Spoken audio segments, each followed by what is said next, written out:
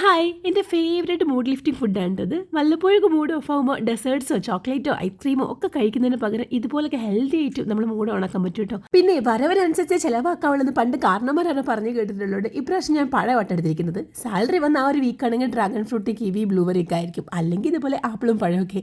അങ്ങനത്തെ ഒരു പഴം എടുത്ത് കുഞ്ഞായിട്ട് മുറിച്ചിട്ടുണ്ട്.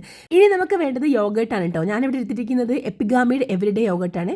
ഇച്ചിരി ഫ്ലേവേർഡ് ആയ യോഗേട്ടാണ് ഇപ്പോൾ എടുത്തിരിക്കുന്നത്. ഗ്രീക്ക് യോഗേട്ടായിട്ട് പ്ലെയിൻ ആണെങ്കിലും അടിപൊളിയാണ് കേട്ടോ. 25 to 30 റുപ്പീസാണ് ഇതിൻ്റെ വില വരുന്നത്. ഇടയ്ക്ക് ബ്ലിങ്കിറ്റ് എന്നൊക്കെ സാധനങ്ങൾ വാങ്ങിക്കുമ്പോൾ ഞാൻ 1-2 വാങ്ങിച്ച് സ്റ്റോക്ക് ചെയ്യാറുണ്ട് എപ്പോഴും എൻ്റെ കയ്യിൽ. ഇനി കുറച്ച് ക്രഞ്ചസിന് വേണ്ടി മ്യൂസ്ലിയോ കോൺഫ്ലെക്സോ കുറച്ച് ഫ്ലാക്സ് സീഡ്സും പിന്നെ ഡ്രൈ ഫ്രൂട്ട്സിൽ എന്തെങ്കിലും. ഞാനിപ്പോൾ ഇവിടെ ഇടുന്നത് വാൾനട്ടാണ്. ഒരുമാതിരി എല്ലാ ഡ്രൈ ഫ്രൂട്ട്സും ഇതിൻ്റെ കൂടെ മാച്ച് ആയി പോകും കേട്ടോ. സ്വീറ്റ്സിന് വേണ്ടി ഓൾറെഡി ഞാൻ ഇട്ടിരിക്കുന്ന മ്യൂസ്ലിക്കകത്ത് ചെറിയൊരു സ്വീറ്റ് ഉണ്ട്.